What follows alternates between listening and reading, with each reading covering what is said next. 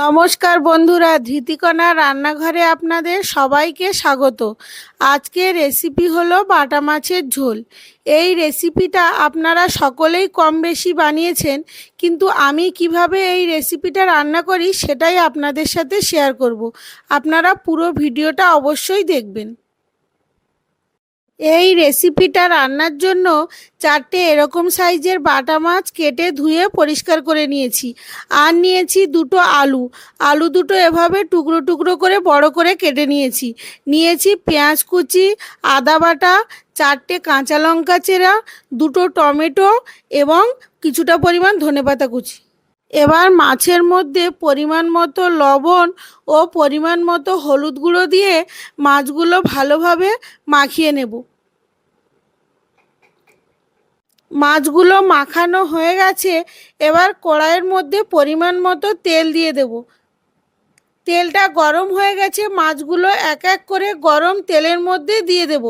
আস্তে আস্তে মাছগুলো দুপাশে উল্টে পাল্টে লাল লাল করে ভেজে নেব।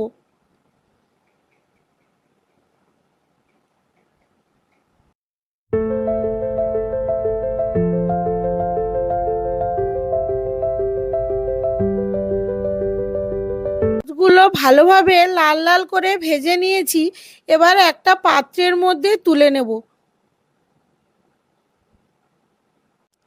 দেখুন, মাছগুলো একটু কড়া কড়া করে এবং লাল লাল করে ভেজে নিয়েছি।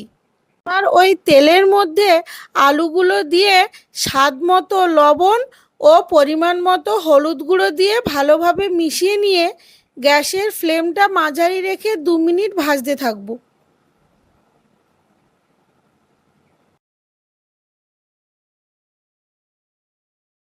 আলুগুলো ভাজা হয়ে গেছে এবং এরকম লালচে কালার হয়ে গেছে। এবার একটা পাত্রের মধ্যে আলুগুলো তুলে নেব।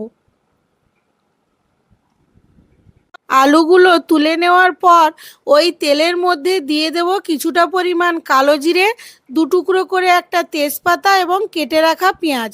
সব কিছু 1 মিনিট মতো নাড়াচাড়া করার পর পেঁয়াজের কালারটা একটু চেঞ্জ হয়ে এলে দিয়ে দেব চিড়ে রাখা কাঁচা লঙ্কা, আদা বাটা ও ছোট ছোট করে কেটে রাখা টমেটো।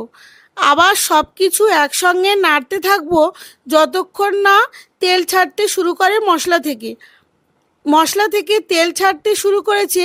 এবার দিয়ে দেব 1 চামচ হলুদ গুঁড়ো, 1 চামচ লঙ্কা গুঁড়ো, স্বাদ মতো লবণ, হাফ চামচ জিরে গুঁড়ো।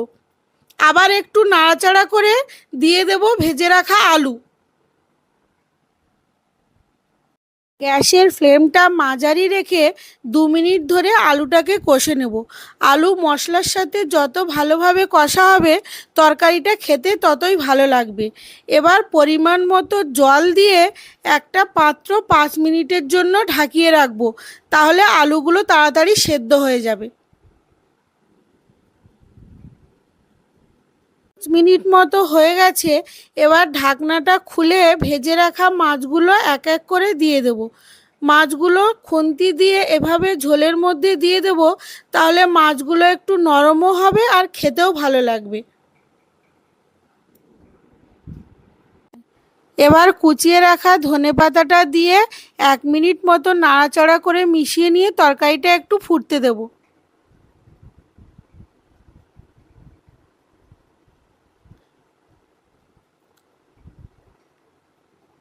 তরকারিটা কমপ্লিট হয়ে গেছে। এবার একটা পাত্রের মধ্যে ঢেলে নেব।